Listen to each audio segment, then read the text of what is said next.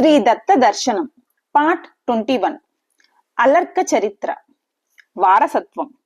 మోక్షమే సాక్షాత్తుగా కావాలంటే ఆ జీవికి తగినంత సంస్కారం ఉండాలి. అలా ఉంటే స్వామి సరాసరి ఆత్మజ్ఞానాన్ని ప్రసాదిస్తాడు అనడానికి ఉదాహరణగా ఇదివరకే అనేక కథలు చెప్పుకున్నాం.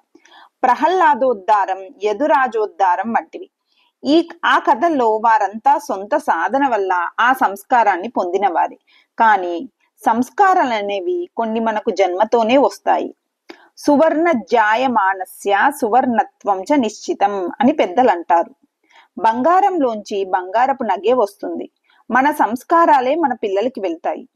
తల్లిదండ్రుల సంస్కారాలు ఉత్తమమైనవైతే వారికి పుట్టిన పిల్లవాడు తానొకప్పుడు చెడ్డదారి పట్టిన తల్లిదండ్రుల వల్ల సంప్రాప్తించిన సత్సంస్కారం వాడిని పట్టి గుంజి మంచిదారికి లాక్కొస్తుంది. పరమేశ్వరుడు కూడా అలాంటి వారిని వారి తల్లిదండ్రుల మీద ఉన్న ప్రీతి చేత తప్పక ఉద్ధరిస్తాడు. అందుకనే కనీసం మన పిల్లల క్షేమం కోసమైనా మనం ధర్మశీలురమై ఉండాలని పెద్దలు చెబుతూ ఉంటారు. అలా సత్సంస్కారం కలవారిని దత్తస్వామి ఎలా ఆదరించి తరింపచేస్తాడో మనకు అలర్క చక్రవర్తి కథ చెబుతుంది. పూర్వం శత్రుజిత్తు అనే రాజు ఉండేవాడు. అతడు ధర్మాత్ముడై చాలా యజ్ఞ యాగాదులు చేసి దేవతలను సంతోష పెడుతూ న్యాయంగా ప్రజలను పాలిస్తూ మంచి రాజనే పేరు తెచ్చుకున్నాడు. అతనికి లేక చేసిన బహువ్రతాలకు ఫలితంగా ఒక కొడుకు పుట్టాడు. ఋతుధ్వజుడు అని పేరు పెట్టి అల్లారు ముద్దుగా పెంచాడు పిల్లవాడిని. అతనికి తగ్గట్టే ఆ పిల్లవాడు బుద్ధిమంతుడై ఎదిగి వచ్చాడు.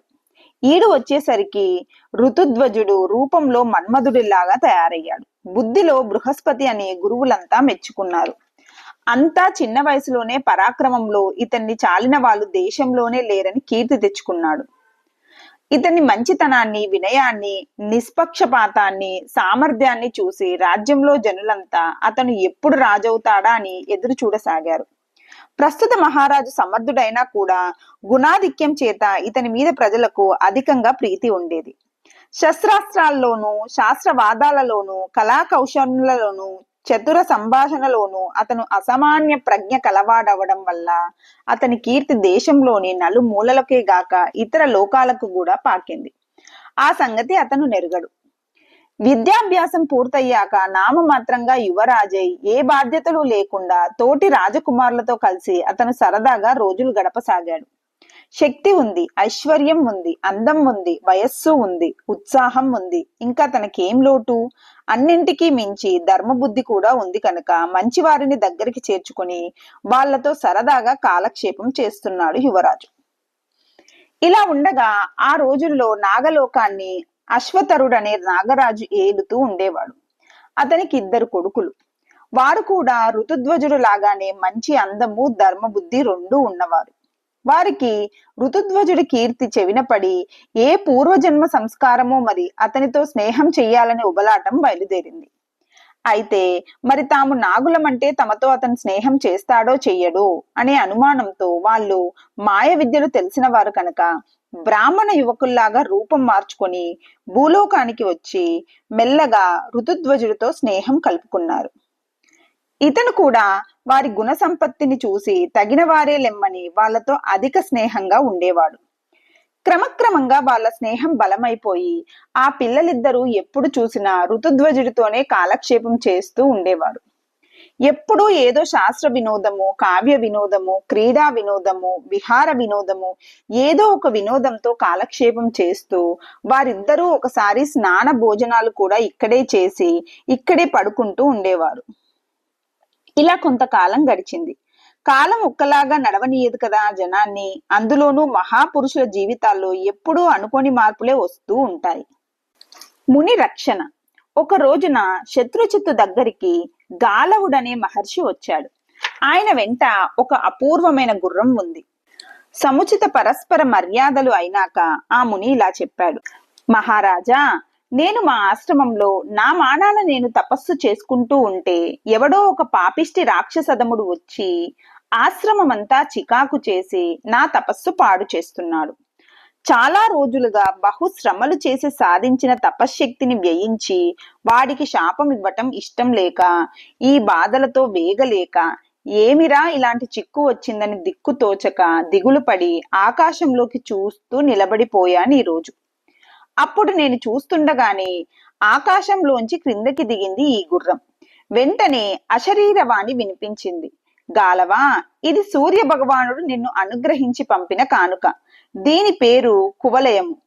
సూర్యాశ్వాలకు ఎంత వేగము ఎంత శక్తి ఉన్నాయో దీనికి కూడా అంత వేగము శక్తి ఉన్నాయి. ఆకాశంలో గాని జలంలో గాని పర్వతాలలో గాని పాతాళంలో గాని దీని గమనానికి భంగం లేదు. దీనిని తీసుకెళ్లి రాజకుమారుడు ఋతుధ్వజుడికి ఇయ్యి. అతను దీని సహాయంతో శత్రువులను సంహరిస్తాడు. మహారాజా, ఆకాశవాణి నీ పుత్రుడి పేరు చెప్పడం వల్ల నేను నీ దగ్గరికి వచ్చాను. తుందిల మహాయోగి శిక్షణలో ధర్మం ఎరిగిన వాడివి నువ్వు. మునిజన రక్షణం రాజకర్తవ్యమని నీకు వేరే చెప్పవలసిన పని లేదు. నీ ఆజ్ఞ అయితే శ్రీరామచంద్రుడు విశ్వామిత్ర రక్షణ చేసినట్టు నన్ను రక్షిస్తాడు నీ కొడుకు. ఇది దివ్య లోకాల నుంచి దిగి వచ్చిన దివ్యాశ్వం. ఈ దివ్య అశ్వాన్ని అధిరోహించి శత్రుంజయుడవడం వల్ల నీ కొడుక్కి కువలయాశ్వుడనే బిరుదునామం వచ్చి కీర్తి దిగంతాలకు ప్రాకుతుంది. ఆ మాటలు విని రాజు సంతోషపూర్వకంగా కొడుకుని రప్పించి వీరితో వెళ్లి వీరికి తపో విఘ్నం చేస్తున్న దుష్టులను శిక్షించి రమ్మని ఆజ్ఞ ఇచ్చాడు. అప్పుడు ఋతుధ్వజుడు గాలవుడు చెప్పిన ప్రకారంగా ముందు కువలయాన్ని పూజించాడు. అప్పుడది సంతోషంతో నన్ను అధిరోహించు అన్నట్టు పెద్దగా సకిలించింది. దాని హేషాధ్వనిని బట్టి దాని అంతఃశక్తిని గ్రహించి అభినందిస్తూ ఋతుధ్వజుడు దాన్ని అధిరోహించి ముని సమేతుడై ఆశ్రమ పదానికి చేరాడు. అక్కడ తను నిరంతరం అప్రమత్తుడై కొంతకాలం గడిపాడు. చివరికో రోజున అడవి పంది రూపంలో ఆ రాక్షసుడు వచ్చి ఆశ్రమ ప్రాంతంలో గందరగోళం ప్రారంభించాడు. వచ్చింది రాక్షసుడని గ్రహించి ఋతుధ్వజుడు తటాలున ఒక అర్ధచంద్రాకార బాణాన్ని తీసి ఆ పందిని తీక్షణంగా కొట్టాడు. ఆ దెబ్బకు పంది గింగిరాలు తిరిగి నేల కొరిగింది. కాని అంతలోనే గుక్క తిప్పుకొని లేచి అంతులేని వేగంతో పారిపోసాగింది. ఆ పాడు రాక్షసుని అలా పోనీరాదని చటుక్కున కువలయాన్ని అధిరోహించి వాణ్ణి వెంట తరిమాడు ఋతుధ్వజుడు. వాడు తనంత వేగంతోనూ వస్తున్న ఈ రాజకుమారుణ్ణి చూసి వీడెవడో మానవ మాతృల్లాగా లేడని భయపడి ప్రాణాలు దక్కితే అదే చాలని భూమిలోనికి సొరంగం చేసుకుని పాతాళ లోకంకి పారిపోయాడు. అప్రతిహతమైన గమనం గల కువలయాన్ని అధిరోహించటం వల్ల క్షణాల్లో ఋతుధ్వజుడు కూడా పాతాళ లోకంకి చేరాడు. పాతాళానికి కూడా వెన్నంటి వచ్చిన ఆ రాజకుమారుణ్ణి చూసి ఆ రాక్షసుడు గడగడ వణికిపోయాడు. అప్పటికి పరిగెత్తి నోట నురుగులు కారుతున్నాయి. అలాగే పళ్ళు బిగపెట్టుకుని పరిగెత్తుతూ వాడొక రత్నమయమైన మహాసౌధంలోకి దూరి ఆ కొత్త లోకంలో భవనాలన్నీ వాటిని చూస్తూ వీడి గమనాన్ని ఋతుధ్వజుడు పసిగట్టే లోపల అంతర్ధానం అయిపోయాడు. అసలే కొత్త లోకం, అందులోనూ మనస్సుకి చాలా హడావిడిగా ఉంది. ఎటు చూసినా రత్నాల మేడలే తప్ప రాతి గోడలు రాతి కట్టడాలు ఎక్కడా కనిపించడం లేదు. అనేక రంగుల రత్నకాంతులు వీధుల్లో ప్రసరించి కళ్ళు జిగేలుమంటున్నాయి. వీటిని మించి విచిత్ర దీపకాంతులు. ఇళ్లన్నీ దాదాపు ఒకే మాదిరిగా ఉన్నాయి కొత్తదనం వల్ల. అలా పరిస్థితి అంతా తికమకగా ఉండటం వల్ల ఈ రాక్షసుడు పలానా భవనంలో దూరాడని గ్రహించాడు గాని అంతలో వాడెట్పోయాడో గ్రహించలేకపోయాడు ఋతుధ్వజుడు. ఆ భవనం దగ్గరికి వెళ్లి వాడెటుపోయాడా అని ఇటు అటు చూస్తూ ఉన్నంతలో అతనికి ఒక మధ్య వయస్కురాలైన స్త్రీ కనిపించింది. మనిషి సన్నగా పీలగా ఉంది, కాని కళ్ళల్లో ఏదో కాంతి ఉంది. జుట్టు అక్కడక్కడ నెరసి ఉంది. నుదుట పెద్ద బొట్టు పెట్టుకుంది. ముఖం గంభీరంగా ఉంది. ఆభరణాలు మంచు విలువైనవి పెట్టుకుంది, కాని కట్టుకున్న బట్టలు చాలా ముతగ్గా ఉన్నాయి.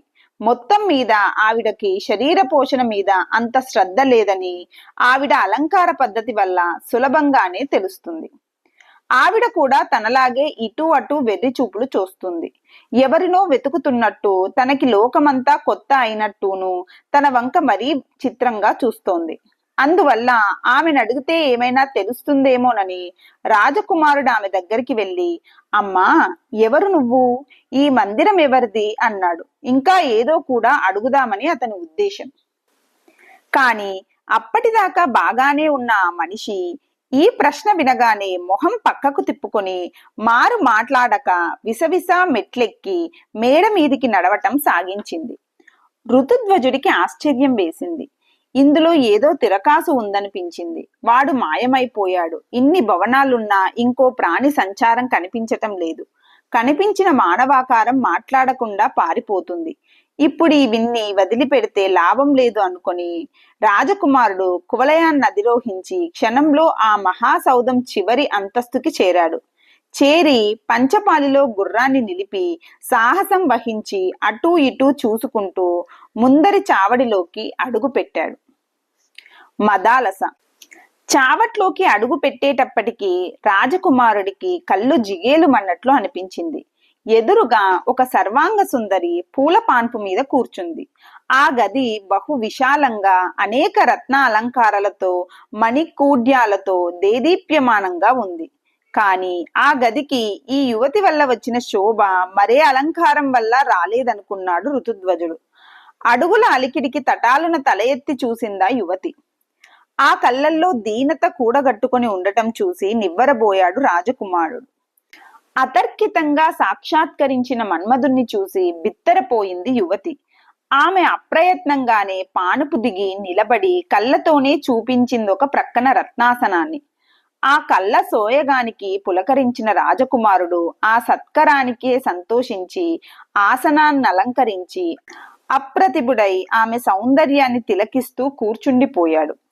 ఆ అమ్మాయి కాంచిదామము, ఆ పైన ఆమె చనుకట్టు, తరువాత తలకట్టు, నుదుటి కస్తూరి బొట్టు, ఆమె నుంచున్న వయ్యారం, చూపులో తొంగి చూస్తున్న సింగారం ఒకటని ఏమిటి, ఆ పిల్లలోని అణువు అణువు ఒక మహా సౌందర్య నిధిగా అతనికి కనిపిస్తుంది.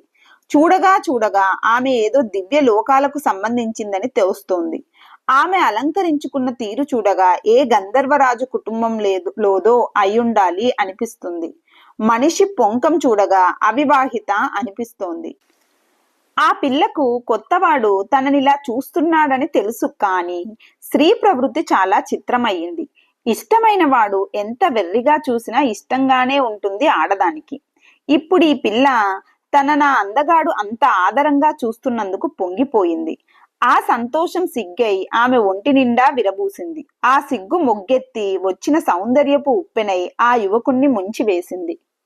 మన్మధుడికి సమయాలుండవు. అతను వస్తే ఇతర భావాలకు చోటు లేదు. ఇప్పుడు ఆ అమ్మాయి కళ్ళల్లో దైన్యం లేదు, సిగ్గు తప్ప. ఆ రాజకుమారుడి కళ్ళల్లో యుద్ధబీలత లేదు, పారవశ్యం తప్ప. మదనుడున్నంత మాత్రం చేత అదేమీ మహాపాపం కాదు. ఉదాత్తులైన పురుషులకు గాని స్త్రీలకు గాని ధర్మము, దయ, వివేకము, ఔచిత్యము, స్నేహము అన్నవి ప్రధానంగా ఉండి మదనుడు అప్రధానంగా ఉంటాడు.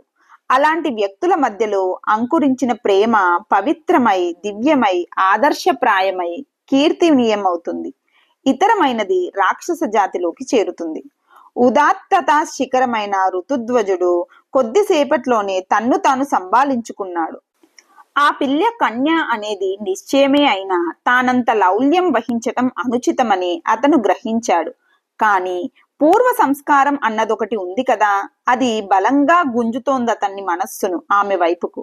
అయినా అతడు స్థిరబుద్ధి కనుక ఆ మనస్సును నియమించి నిలిపి కర్తవ్యం ఆలోచించసాగాడు. ఆ యువతి కూడా ఇతని వంక సాదరంగా చూస్తూనే ఉంది ఇందాకటి నుంచి. కాని ఆమెకు సిగ్గొకటి దిక్కుమాలిన శత్రువై కూర్చుంది. చూస్తుంటే వద్దంటుంది, చూడకుంటే ఊరుకోది పాడు మనస్సు. అవతలికి పోదామంటుంది సిగ్గు, నిలబడమంటుంది మనస్సు. ఈ ఇరకాటంతో నలిగిపోతుంది ఆ సుకుమారి. ఇదిలా ఉండగా ఆమె కూడా ఉదాత్త వ్యక్తి అవటం వల్ల తన కర్తవ్యం ఏమిటో అన్న ఆలోచన ఒక ప్రక్క నుంచి చికాకు పరుస్తోంది ఆ సుందరాంగిని. అవును, ఆమెకున్న చిక్కుల లాంటివి మరి. ఈ కలగా పులగపు భావావేశాలలో ఆమె ఏ నిశ్చయమూ చేసుకోలేక, తాను లోపలికి పోలేక, వచ్చిన వారిని మీరెవ్వరని పలకరించనైనా పలకరించక తల వంచుకొని క్రీగంట మాత్రం అతన్ని సాదరంగా చూస్తూ ఉండగా 2 కన్నీటి బొట్లు అప్రయత్నంగా ఆమె చెక్కిళ్ల మీదికి జారాయి. పద్మరాగపు పొడులు మెలవించి పోతపోసిన చంద్రకాంతమణి దర్పణాలని తానిప్పటి వరకు ముచ్చట పడుతున్న ఆ చిన్నదాని చెక్కిళ్ల మీద ఈ కన్నీటి చుక్కల అపశృతిని చూసి ఉలిక్కి పడ్డాడు రాజకుమారుడు. అతను వెనువెంటనే, సుందరి, నువ్వేదో కష్టంలో ఉన్నట్టుంది. నీ ఈ దైన్యానికి కారణమేమిటో చెప్పు. నా ప్రాణాలొడ్డి అయినా సరే నీకు సుఖం కలిగిస్తాను. సందేహించకుండా నాతో చెప్పు అన్నాడు. ఆ పిల్ల మాట్లాడలేదు. తాను మరీ అంత వ్యాపార సరళిలో మాట్లాడితే ఆ పిల్లేం చెబుతుంది కనుక మరో రకంగా అడిగి చూద్దాం అనుకున్నాడతను. మాట్లాడవేమి, ఇది నీ ఇల్లు కాదా? ఆ అమ్మాయి మళ్ళీ మాట్లాడలేదు. కాని ఆమె నుంచున్న ధోరణిలో ఇది తన ఇల్లు కాదని తెలుస్తోంది. మరైతే ఎవరిది? మళ్ళీ సమాధానం లేదు. మరి నువ్వెవరివి? మళ్ళీ సమాధానం లేదు. కాని అంతలో తానిందాక చూచిన నడి వయస్సు స్త్రీ వచ్చింది. ఆవిడను చూసి యువతికి ముఖం వికసించి కుండలా అంటూ ఆవిడ వెనక్కు చేరి నిలబడి ఆవిడ భుజాలను ఒయ్యారంగా పట్టుకొని అతని వంక ఓరచూపులు చూస్తూ ఏదో గుసగుసలాడింది. ఋతుధ్వజుడు తాను మౌనంగా కూర్చుండిపోయాడు. గుసగుసలైన తర్వాత ఆ కుండల ముందుకు వచ్చి రాజకుమారుడికి ఎదురుగా నిలబడి చేతులు జోడించి నమస్కరించి, మహారాజా, మీకు స్వాగతం.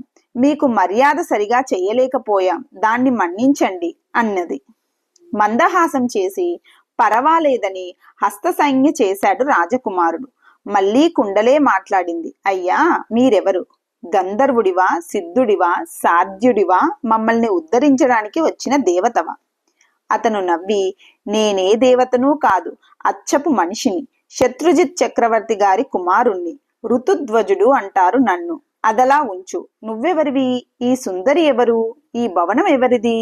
మీరేదో ఆపదలో ఉన్నట్టు మాట్లాడుతున్నారు కదా, ఆ ఆపద ఏమిటి? అదిగాక నేనిందాక పలకరిస్తే పలక్కుండా పరిగెత్తావెందుచేత? ఉన్న విషయమంతా నాకు చెప్పండి. నేను మీకు మిత్రుణ్ణి, నమ్మండి. చెబితే నాకు చేతనైతే సహాయపడతాను, లేకపోతే మీ బాధనైనా పంచుకుంటాను అన్నాడు. అది విని కుండల మళ్ళీ తన సఖి వంక చూసింది. ఆమె అంగీకారంగా కనుసంజ్ఞ చేశాక ఇలా చెప్పింది. రాజకుమారా, మా కథ అంతా సంగ్రహంగా చెబుతాను వినండి.